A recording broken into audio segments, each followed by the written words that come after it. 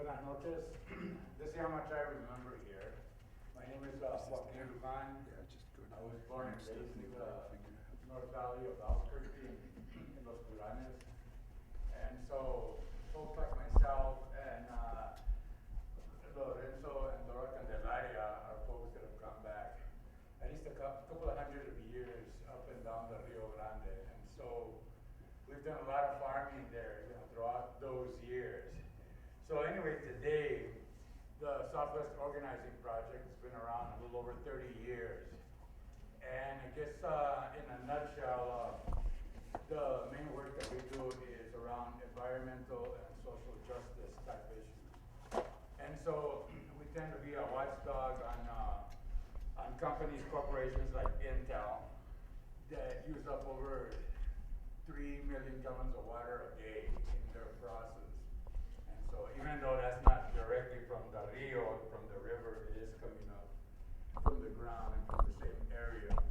And so we feel in our organization that we need to be using our water for food, for growing food, and trying to provide that to our local communities. And so our way of trying to do that was one of the things I was doing in the middle Rio Grande was talking to small farmers like Lorenzo, although you don't have to do much talking to him, he's pretty much got it down. But to other folks, not to sell their water rights. We need to keep the water rights in the community and use those for farming. And we sell them to other cities or to companies, then that just means we're gonna end up having to always get our tomatoes from California or elsewhere. And so we need to work on those issues, and that's what we try to do. So from the Valle, I end up in the Southeast Heights in the International District. That's an area where we felt strongly 4 years ago that we should try and put in a garden up in that area. Low-income folks there could really use that type of setting, and so we felt pretty good. We had good support from Councilman Ray Gardunio, who helped us get in there. And so that it was interesting, that little piece of property that we've been there 4 years was full of drug needles and those kinds of things, and it was a very intense little corner. Well, that was 4 years ago. We cleaned it up, and so there's things growing there. And we work with the community, we work with other folks. It's been interesting where this project has taken us into the whole area of food justice. We've had the schools come in there and ask us to go back to the schools. And so through that project, we were able to get into some schools up in that district and also in West Mesa, at least to be able to start up small gardens, because we feel that even though we feel strongly we have to support folks like Lorenzo, local food, healthy food, and you just know where it comes. But we also know that not everybody can afford some of the prices that some of the markets have, and so we encourage folks to do backyard gardening and to also support the schools. Parents can be in there with the students and the teachers, and so all those things coming out from Project Feed the Hood, a city-owned piece of property that we've maintained for 4 years with great folks. A couple of folks sitting right up in here have helped us to maintain that piece. And so capacity, we don't have enough capacity for all the schools that would love to have us in there. So that's why we have to focus on what we can, but also work towards the policy end of things. And so we have folks that are dealing with that. All of this is in a nutshell. The Southwest Organizing Project, again, has been around a long time. We've been the organization that's taken on Intel, and we've battled them. We continue to be a watchdog as best as we can, and anything else that happens within our water. Again, capacity, another thing, where we're at the Project Feed the Hood, we know that there's contamination in the ground coming off from the military base. at some point we're gonna deal with that. And so for us, the gardens are a place to meet with the community and talk about the issues in the community. So our shaded area, we have a little shaded area in most of the places where we're at. And as we're either pulling weeds, growing food, or whatever, we take the time to talk about the issues, about the fact that we can grow food in some of the schools. We can grow it there, but they can't use it in the cafeterias. So that means a trip to to Santa Fe. Policy, make some changes. And so all those things is what we're trying to get together from doing the gardens. And again, you know, we need and could use a whole lot of help because it's a capacity thing. Though interesting enough, our organization has seen in 4 years the therapy side also of the gardens. I mean, there's folks eating healthier. The kids and the teachers where we've been actually have a good working relationship in the gardens. And we've been told by the police that in the corner where the Project Pita Hood is, that crime has gone down a little bit. Not much, but a little bit. Meaning that the whole garden atmosphere, the community and folks being around tends to really help out the community. A couple of the gangs that are in that area tagged our bathroom, but in a very cute way. It was real nice in small letters, and what they were saying is, yeah, you can stay here. Probably it's a good thing for the community. So there's different buys in different places, but we understand that everybody has a right to healthy food, and at that garden, everybody is invited, regardless of how much money you have or you don't have. Our basic feeling there is like an old saying, an old dicho, el que pone saca. Basically, all that means is they who put in, take out. And that's all we ask, come in and pull in some weeds. The important thing is that we live in New Mexico, and it's one of the poorest states in the country, and we are going hungry here, okay? I don't care what anybody from the governor's office has to say. I see kids on a daily basis that don't have enough to eat.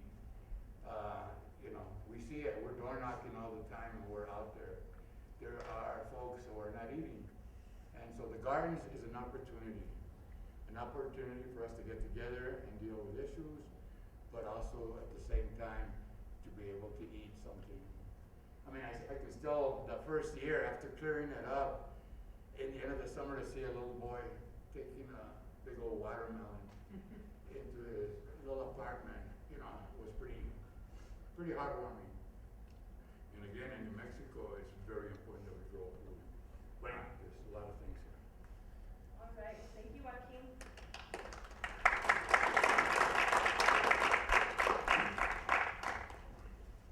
Yes, so thanks Joaquin, who has been one of my mentors that helped start the project at the very start, and has been here in New Mexico fighting for social justice for a long time.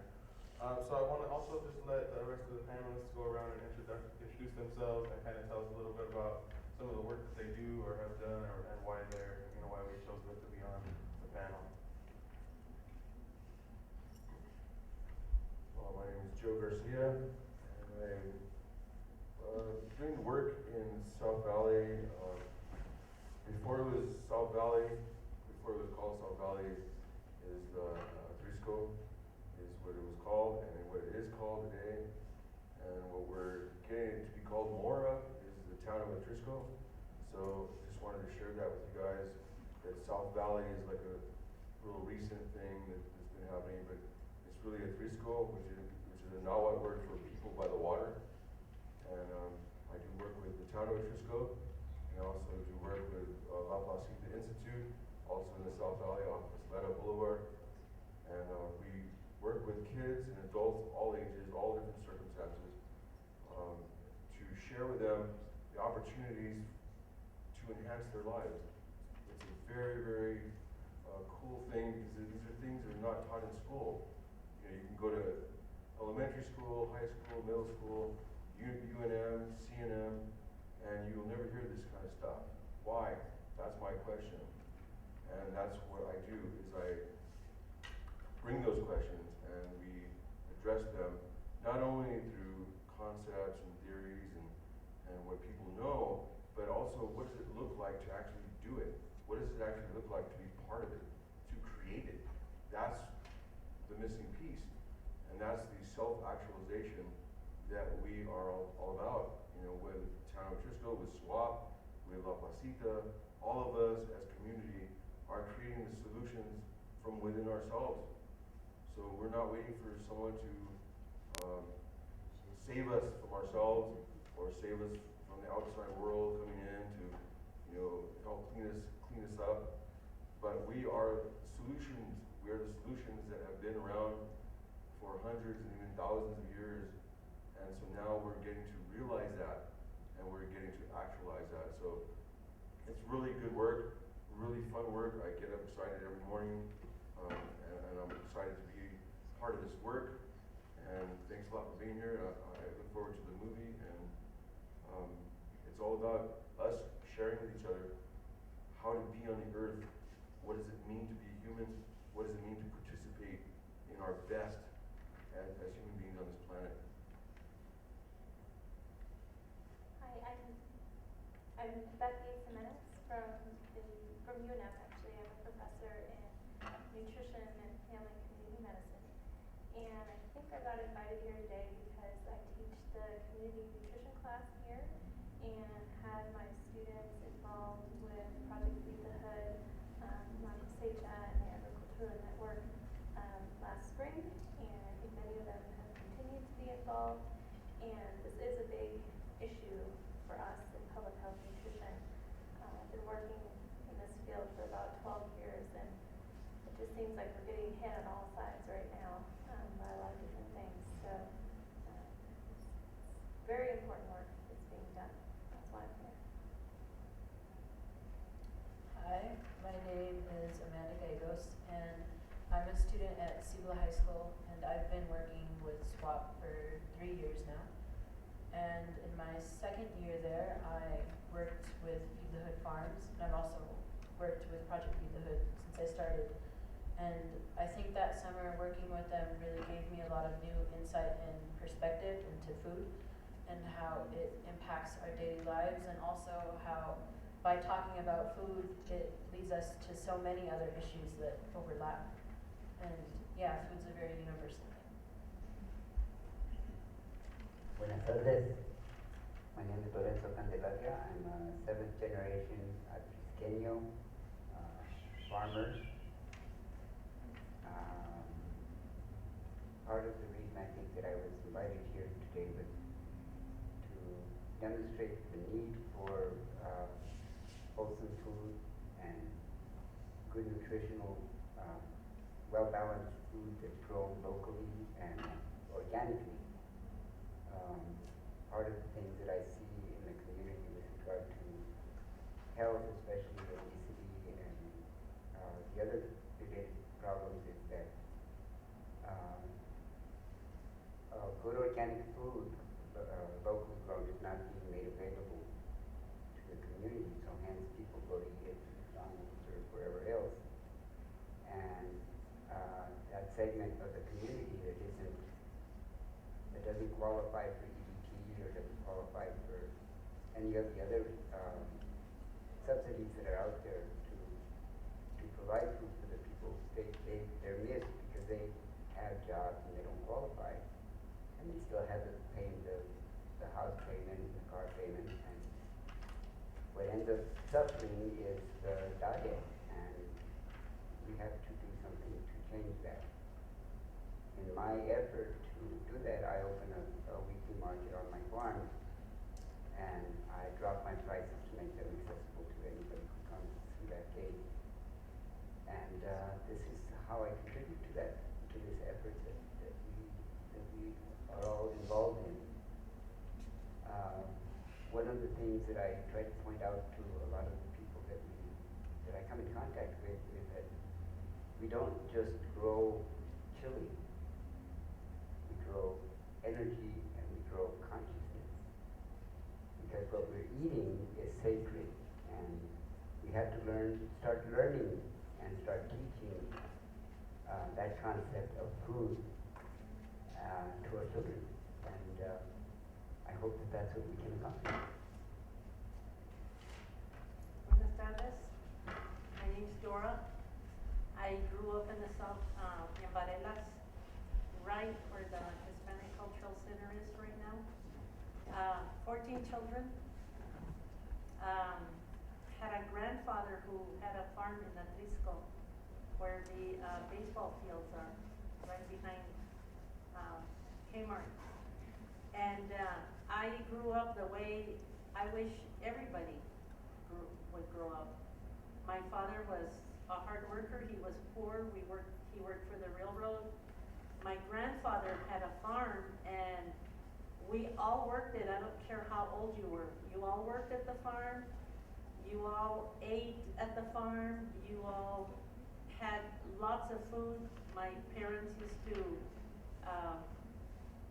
grow all the food. We all went to grandfather's house as soon as we were old enough to do anything. They used to feed us breakfast, and then they put us out, and we were responsible for our own lunch. So we would climb a tree, eat some fruit, get some peas from the garden. We would eat whatever was out there. And we were 14 children, and I never, ever, ever felt poor. I never knew that we were poor. We had a lot of food. We participated every day in whatever.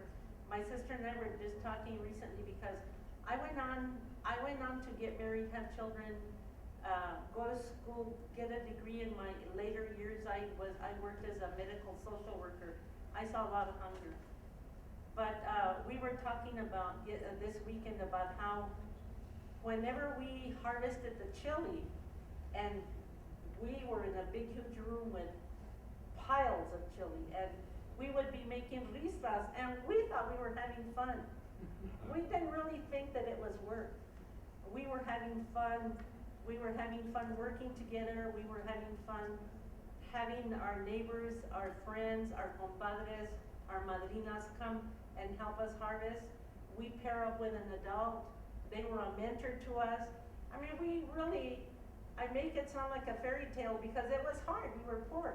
We didn't have new shoes. We didn't have a lot of clothes. But we had a lot of fun growing up because we were a community and we all helped everyone. I got back into doing this work about 3 years ago, and I just, this is what I've been wanting to do all my life. I see people come to the farm on Saturday. I'm Lorenzo's partner, by the way. I see people come to the farm on Saturday and pay with pennies. They have no money. They want to eat well. They want to eat. We don't even advertise that our food's organic because they won't stop at our place. Once they stop and they find out it's organic, they get excited because there's a lot of people who are ill in the South Valley who have been told that they should probably be eating organic food, but they can't afford it. They get very excited when they find out that our food is organic, is affordable, and hey, if they don't have enough money to pay $6 for 2 pounds of tomatoes, they're still gonna walk out with their tomatoes.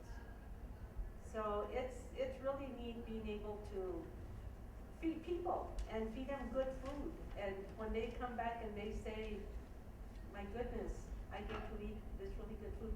By the way, 3 years ago or 2 years ago, I had diabetes, I had high blood pressure, and I had high cholesterol, and I switched over to organic food, and my blood sugars are normal every day. My blood pressure is normal, and my cholesterol is a little bit harder to control, and I'm working on it, but I've lost 30 pounds, and I'm a living proof that you can eat well and take good care of your health and be healthy. And you don't need a lot of money. You need education. You need to learn how to eat, what to eat, and stay busy. Work at the farm. Thank you. Take volunteers.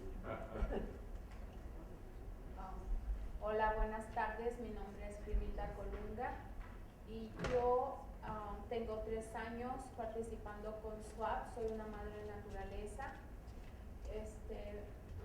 Apoyo a SWAP con los jardines comunitarios en las escuelas.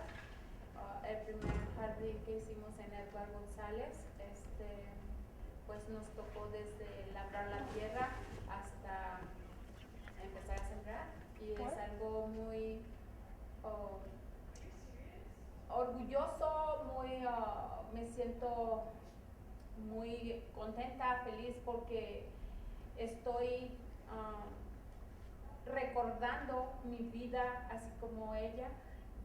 Yo crecí con mi padre y mi abuelo agricultores y ganaderos, entonces lo hago con mucha emoción, con mucho cariño, con mucha pasión, porque es algo de lo que yo crecí, y quiero compartírselo a los niños de hoy, que desgraciadamente pues viven un mundo tan diferente de hace algunos años atrás.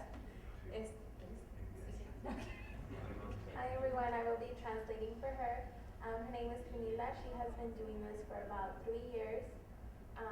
She is considered mother of nature, and she's currently working with SWAP with the projects in the schools. Her first project was in Edward Gonzalez Elementary School, and she also grew up with a father and a grandfather who were farmers, and she says that it's beautiful for her to be able to do that because it brings her pride and joy, and it's just remembering how she grew up, and she wants for the children now to grow up how she did, because sadly that opportunity isn't available anymore.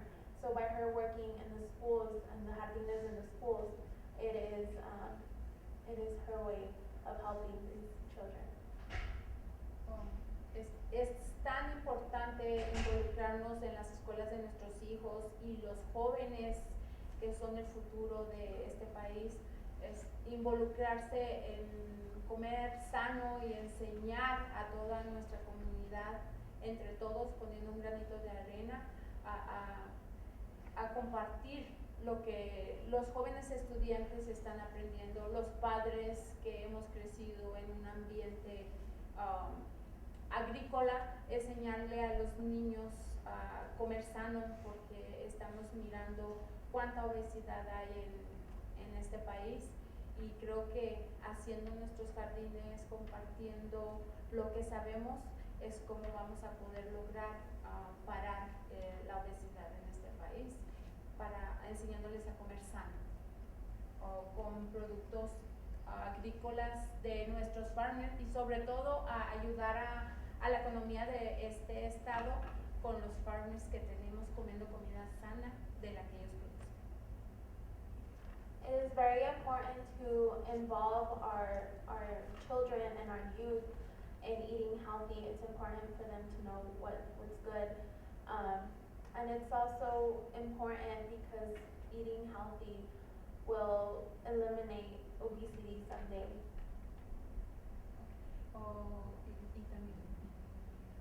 And also by sharing what you farm in your own garden, even if it's a small one or a big one, if you are able to share what you are growing, you're helping our local economy. So it's better than eating organic and having your local economy. And it's also a great support for our farmers who, for some people that is what they live off of. So it's great support. And it is how we all move along. Muchas gracias.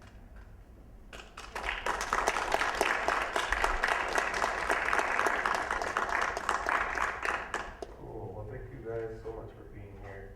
And we invited, just for the record, we invited everybody that was like, that asked that question weirdly.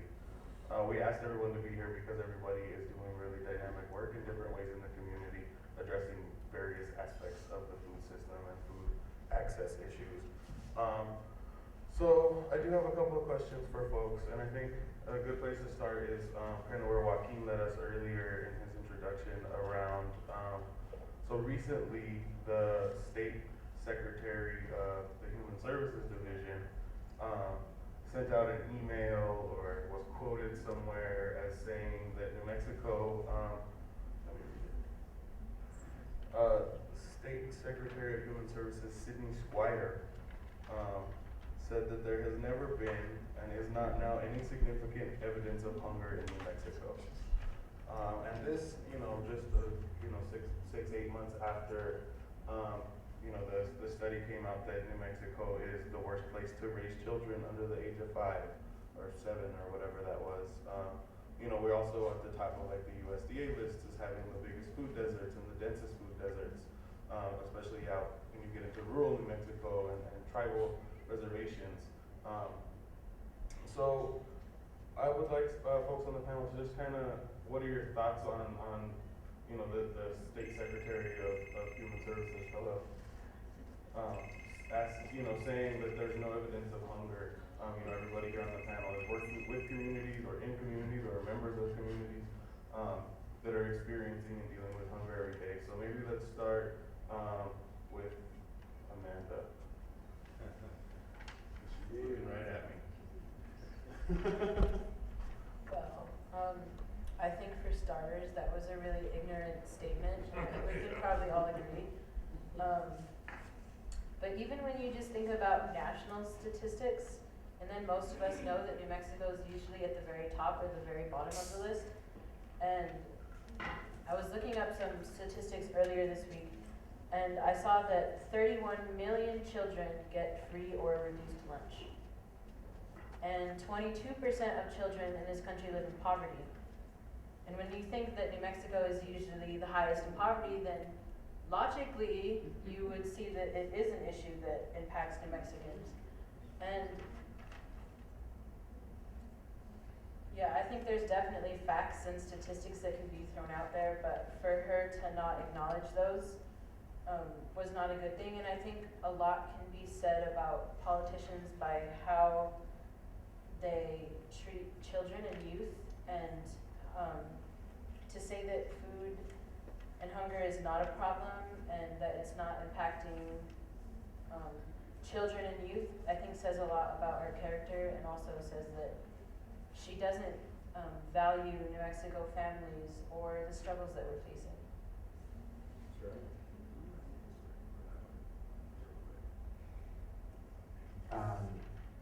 My first question to that person would be what block she lives under, because New Mexico has been poor forever. We've never had anything we could consider wealth other than our natural resources. And one of the greatest natural resources that we have is our youth. And the exploitation through misinformation, through this kind of comment, this kind of denial of what the reality is, it's abhorrent, and I don't think that we need to be tolerating it. And the thing that we can do about it is farm.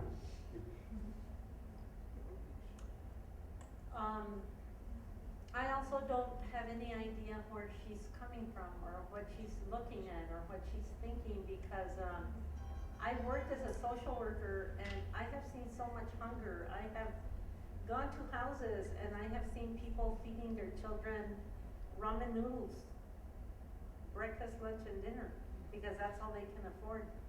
I have seen children through WIC with failure to thrive because they're not eating, because they have no milk, because they have no money. It's hard to understand where someone would be that would not see what's happening. I mean, I worked at schools. I've seen children come without a bath and without breakfast, just waiting to eat, and then you know that sometimes they didn't eat dinner either, and they're gonna come to eat breakfast the next day. But there is so much hunger. And even if some people that have food don't have the proper food, don't have nutritious food, like the children who eat ramen noodles for breakfast. It just makes you sick to go do a home visit and see the moms pulling out the ramen noodles. And we might think that some of it is ignorance, but where's the education for these people? Why aren't we not tagging them? Why are we not working with them? What kind of education are these kids getting when they're going to school hungry? How can they think? How are they growing? How are they developing? It's sad. And those of us that have worked out there, that have seen it, that have seen children that are underweight and not growing, not developing, it's sad for her to even open her mouth and say something like that. Okay. Es obvio que nuestros políticos ignoran las necesidades de nuestro estado, ya que ellos cuentan con un buen sueldo y pueden tomar los alimentos nutritivos que pueden, y no se dan cuenta que nuestra gente realmente tiene la necesidad de comer saludable. Ella, obvio, no se ha pasado en las escuelas de ver la comida que les dan a los niños. Ella come nutritivo, ella no le importa, tiene un buen sueldo, no le importa lo que le está pasando al estado. It is obvious that our politicians don't see and don't care what is going on with New Mexico because they have a good paycheck. They get good money to eat good food. They get enough money to get food that is healthy for them, and they don't step into our schools to see what our children are eating or if they're eating. They haven't seen the necessity. Si ella un día se tomara el tiempo para visitar las escuelas y mirar las necesidades de nuestra comunidad, se daría cuenta que nuestros niños ni siquiera saben de dónde vienen los productos alimenticios que ellos que se producen, porque ellos piensan que todo es de irlo a agarrar de la tienda. Les voy a platicar un ejemplo. Cuando sembramos en Eduardo González pepinos, limón, los niños pensaban que esos eran los mangos. Ignoran, en lugar de estar recortando recursos para nuestros niños, ¿por qué no se toman tiempo de enseñarles de dónde vienen los productos y qué es un producto nutritivo, no los productos bonitos encerados que están en las tiendas? Eso es el momento de que nuestros políticos se pongan a visualizar con una mente con corazón, no con una mente de estar ganando escalones en la política. She said if she was to step into our schools, she would see that some of our kids can't even tell where some of our foods come to. For kids nowadays, it's just, go to the store, pick it out from the shelf, and they don't really know where it comes from. She said a perfect example is when we started at Edward Gonzalez, we planted cucumbers, and a lot of the students thought that they were mangoes because they don't know because of the lack, I guess, of information of knowing where these things come from.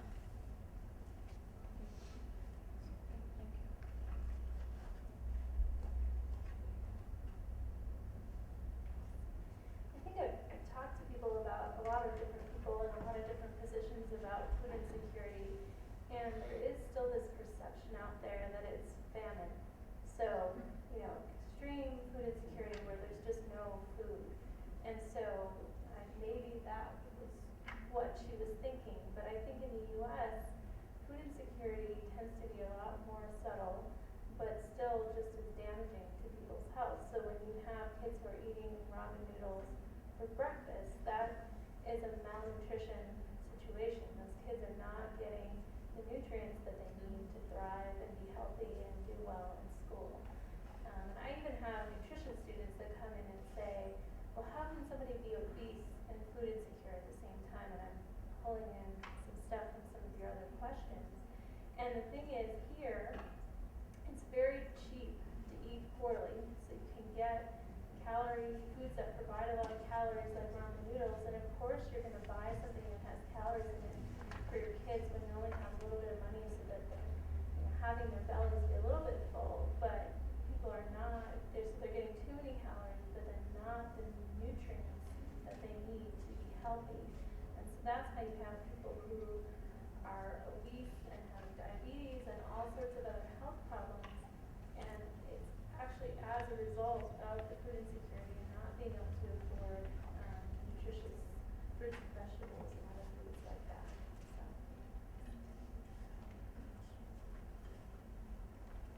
Well, I think in relation to what everyone's been saying, it's just a learning deficit. There's just not something that's common conversation in our communities, any of these things. I mean, unless you either attend something like this kind of forum, or you're in, some sort of educational program that focuses on these things, and, there's not people talking about these things, and it's not known. And so how do we know what we don't know? That's something that many people don't even ask, because if they don't know it, it's like, well, maybe it's, maybe I just do what I do because I know what I know. But there's more than that. There's all these blind spots, these things, these hidden agendas and things like that, especially in the agribusiness of people. Basically our agribusiness has been hijacked our food system. It's hijacked our food system right in front of us and put genetically engineered, food in the store shelves and the frozen food sections without anybody knowing or anybody even questioning. And there was a time even way back in the late 90s where agribusiness wanted to have the USDA approve sewage sludge and irradiated foods and be called organic. And if it wasn't for a bunch of organic farmers, lobbying and really, getting the USDA and the politicians' faces, it would have passed. So genetically engineered foods would have been considered organic. And so if it's not for the people out here in the community, really, just like, being checks and balances for what's happening in the larger picture, the average person has no clue what's going on. I mean, even as far as like jobs, there's so many jobs out there in agriculture, but they're not known, they're never shared. The academic advisors don't even know what they are. So you find a lot of schools in their horticulture and agricultural programs are dwindling, for those few universities that even have agricultural programs.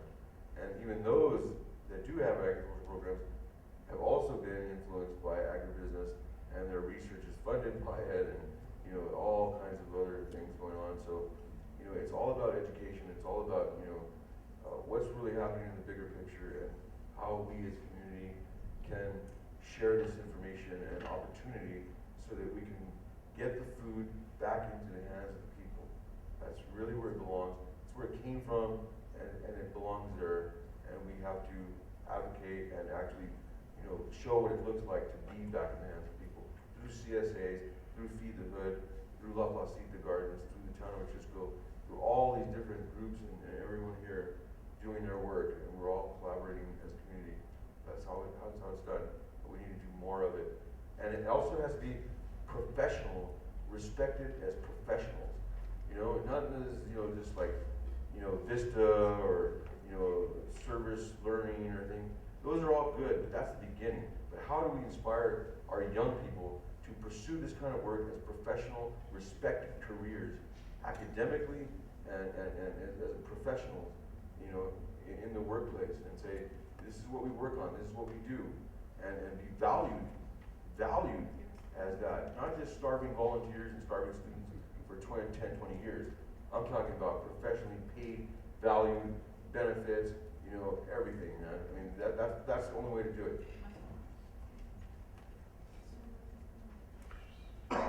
Awesome. You guys are awesome. And you're especially awesome, Joe Garcia.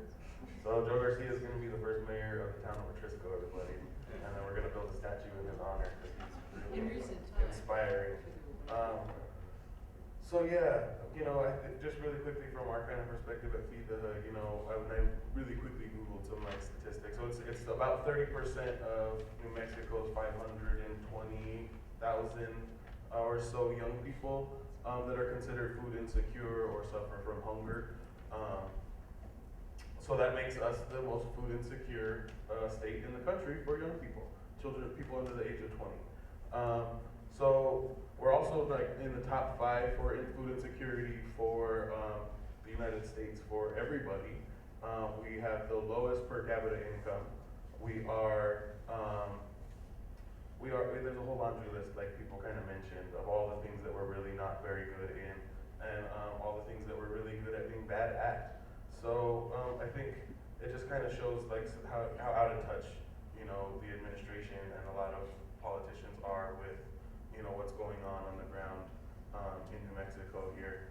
So the kind of next thing, and Joe Garcia segued perfectly to it, I'm going to ask Crimilda, and then I'm going to ask all of you guys to just kind of talk about ways that, communities are currently addressing here in New Mexico, kind of food access and hunger issues, things that, people need to keep in mind when talking about hunger and food-related issues. And so one of the things that we did during the past legislative session was we lobbied with the New Mexico Food and Ag Policy Council to pass a piece of legislation called Healthy Kids, Healthy Economies. And what Healthy Kids, Healthy Economies was set to do was get $1.4 million to give to food service through school districts. So everywhere that served meals to kids at schools, give $1.4 million for them to purchase local produce and buy from locally sourced markets. So Penny, through one of the groups that she mentioned, Las Madres, Naturalezas, really helped us go up there and talk to elected officials and push for Healthy Kids, Healthy Economies. We didn't get the money we asked for. We got $100,000, which was less than like 5% of what we were asking for. But I want Penny just to talk briefly about why that was important for us, and why it's important to start getting healthier and local foods into the schools. And then if other folks can just talk about some of the things that we're doing already here in the community to address some of these issues.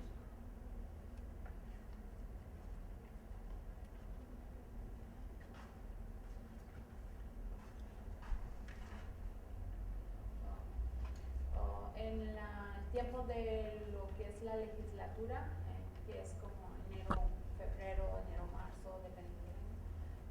Nosotros, como Madres Naturaleza, fuimos a hablar con nuestros legisladores y tratar de convencerlos para que faciliten más recursos para poder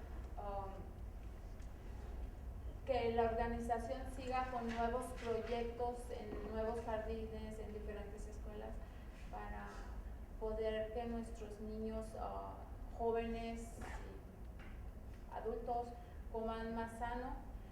Tuvimos una buena respuesta, pero necesitamos más apoyo, necesitamos que más gente se involucre, más jóvenes, ustedes como universitarios que apoyen más para poder crecer y hacer más grande, poder abarcar más espacio, porque poca gente no lo podemos lograr. Por eso también queremos invitarlos que en enero nos apoyen yendo a la legislatura para hablar con nuestros políticos y poder lograr objetivos más grandes, que escuchen más a la comunidad, diferentes voces, no nomás los que vamos siempre, y ojalá que nos puedan apoyar porque es una necesidad real y palpable que tenemos. So last legislature, a group of us went up there to speak to our legislators and ask them for this, which was, she said, we had a good turnout. However, if there would have been more people, we would have had an even better turnout. So we need more people to be involved, more youth to be able to go up there, and that way our legislators can see different faces advocating for the same issue. Because if they were to see a lot more people, we would be able to expand our programs to many more people.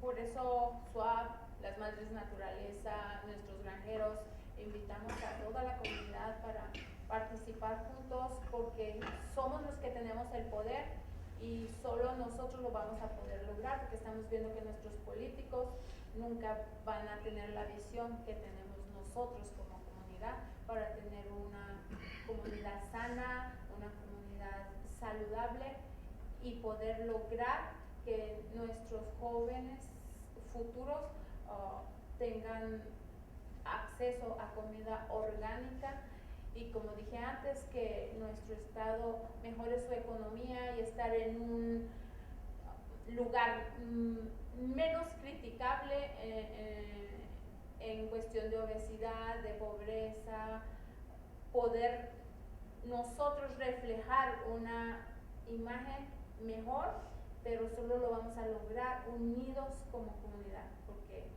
SWAP y los poquitos grupos que somos no lo vamos a lograr, con unos cuantos granjeros no lo vamos a lograr, lo vamos a lograr unidos todos, porque nosotros tenemos el poder.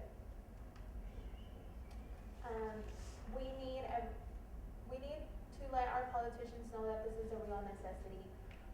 There is hunger, there is obesity, and we need everybody's help. She said there's several groups, SWAP, Madres, Naturalezas, and our farmers who join us, but we need more people because this is not only going to help our children grow healthy, for our children to grow healthy, but it's also going to be helping our economy. And that way, hopefully, we will become a state who is less criticized through its poverty levels, hunger, and obesity. Y no se les olviden que en enero necesitamos su apoyo para ir a platicar con nuestros políticos. And please don't forget, we will need everyone's support in January to advocate for this with our legislators.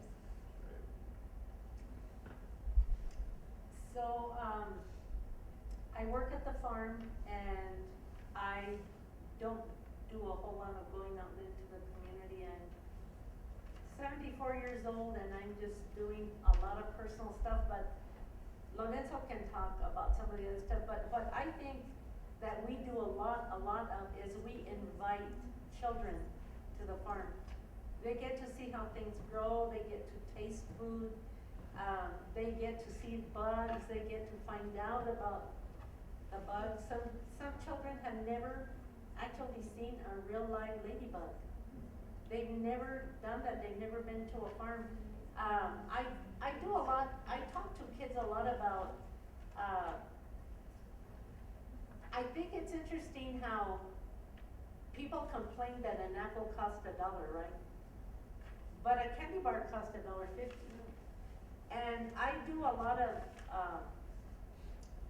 educating with, we have a huge family, 14 kids, probably 80, 100 grandkids, great-grandkids. There's lots and lots of people in my family. I don't even have to go out into the community, but education all the time with the children, with, what they eat, with, what they've never eaten, what they won't taste. I've seen children who are autistic be waiting for the grandma to fix breakfast for them, and they're running around the house hungry and in a hurry to eat, and I've seen the grandma put a little bowl of jelly beans on the floor so that they can eat while breakfast is ready. I mean, that's where you do your education. Do you have a banana? Do you have an apple? Do you have, something? So I think it is really great to do community work, and I don't do it, I don't have time, but I do a lot of personal education, and I'm always watchful of what I'm doing in front of the children, because we want to eat junk in front of our kids and then we want them to eat healthy. They're not going to do that. We have to be role models for them, and every person can be the role model for a teenager. I always talk to kids about, because I have been involved in the medical field, I always talk to young girls about calcium. What are you eating? Are you going to have children? Do you want to have children? This is a time where you're preparing your body to have children. You want to have a healthy body and healthy. Just things like that are so important. And role modeling. One person can do a lot. you don't have to stand in front of a big, huge audience, but just, there was one little girl who went to our farm and she had never seen turnips. And she had never seen radishes, and we had Easter egg radishes. Now, that's a very interesting name for radishes. And she went with her grandma, and she was picking every color of radish. Can I have this one? I've got to show my mom this. And now she's teaching the mom. So I just think we can just teach every day, just look at, just be involved and be conscious of what you're eating, what you're doing, what you're teaching, what you're modeling for these children and young people. Thank you. I think education about children is very important. I think a lot of us here in New Mexico can all touch our agricultural roots. My grandfather, my tío, my tía, somebody back there was farming. And we've lost that. And in losing that, we've lost a great deal of what our culture was built on. And in order to bring that back, we have to teach our children that the value that we have as a people is based on our food production and the quality of the food that we produce. Like Dora said, we have kids going over there all the time. In the last 3-4 years that I've been farming on a very serious level, we've had maybe 30 or 40 kids coming through there that left there with a very big impression of what food really is, because we've lost a lot of it in having lost our language and our perspective of what Mother Earth is and what it offers us and what our role is in transferring the energy from the sun and the earth and the sea into our own bodies and our consciousness. So every effort that we make here through community organization and through all of the programs that are being instituted in the community that are not necessarily connected to the governmental bodies are more, I think, the wave of the future, because we know, I mean, if we don't know by now that the politicians aren't going to do anything, then I think we really have to start reevaluating our own efforts. So let's keep going. Let's grow some more chili. I think a positive thing that really impacted me when I was younger was, I remember I used to go with my mom to the growers market, and we would walk around, but we would never buy anything because we never had money. And I remember when they made it so that you could use food stamps at the growers market and then being able to buy the food, and how nice of a thing that was. And that just impacted me a lot growing up, so I definitely remember that. But I think the best way to attack these food issues is through education and educating the younger kids, because the things you teach these young people we carry with us for the rest of our lives, and hopefully we'll teach them to our kids. And I think definitely it is kind of harder to teach old dogs new tricks. So if we start educating people as young as we can, then those habits will stay with them throughout their life. Yeah, I'm a pediatric dietitian because adults are impossible. They're not impossible to change, actually. In my experience, when you educate kids, then they go home and they yell, they tell their parents, you know, we're not supposed to drink soda every day. We're supposed to be eating fruits and vegetables, and kids are really effective educators of their parents. I think what we're up against in general is competing priorities. So I would love it if every school had a school garden and all kids were getting nutrition education, but the reality is that the schools are under tremendous pressure right now for a lot of reasons on what are considered the basics of reading so, I think previously when we were suggesting things like this, it was completely embraced. And now they're feeling really worried about external pressure on some of these issues and worried about spending time and resources on those issues. I think it's the same thing with the legislature. They have lots of people that come with lots of needs, and this is one something that's competing for their resources. It's glad to hear there was at least some funding allocated, but how they make decisions about what gets allocated where, I think is complicated. So one thing that I think that we could think about doing more is really documenting all of the incredible effects that you're having with your programs, because every field that I work in right now, medicine, public health, it's all about the evidence base. So the stronger the evidence base you have, that the work you're doing is having positive impact, and it's having a positive impact on the community, but you have to figure out how to speak the language of the people that are making the decisions.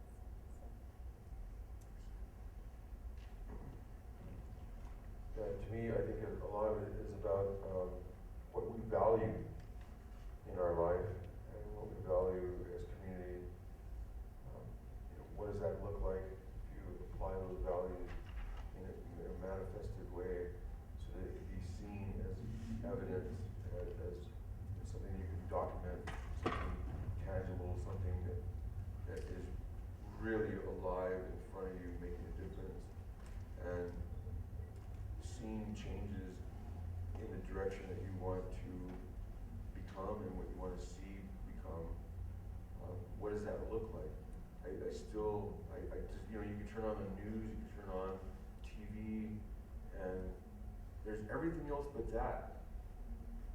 It's almost about, how can we glorify stupidity and become dumber, that's what I see in the media, right? And so what we need to value is the appreciation for life, appreciation for the things that we take for granted as people on the earth. And what does that look like? How do you communicate that to people in a simple way? It doesn't have to be some theoretical, concept that's talked about by a bunch of groups of people, in the ivory towers.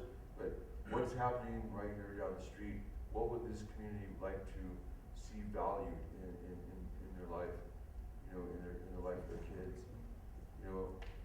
We talk about some examples of kids, experiencing nature. Well, I heard a kid ask their teacher, this was a young girl about maybe 13 years old, and she was like, what animal does, they were talking about the food groups, and she asked the question, what animal does beans come from? And I seen that, I was like, what did she miss? What did she miss? What was not heard? What was not shared with her? To think that beans comes from an animal. And another girl got scared when she saw a broccoli plant. She jumped. What is that? And she didn't know what to make of it because it looked intimidating. And things like that. I mean, they're simple but yet very important lessons to share with young people and even adults.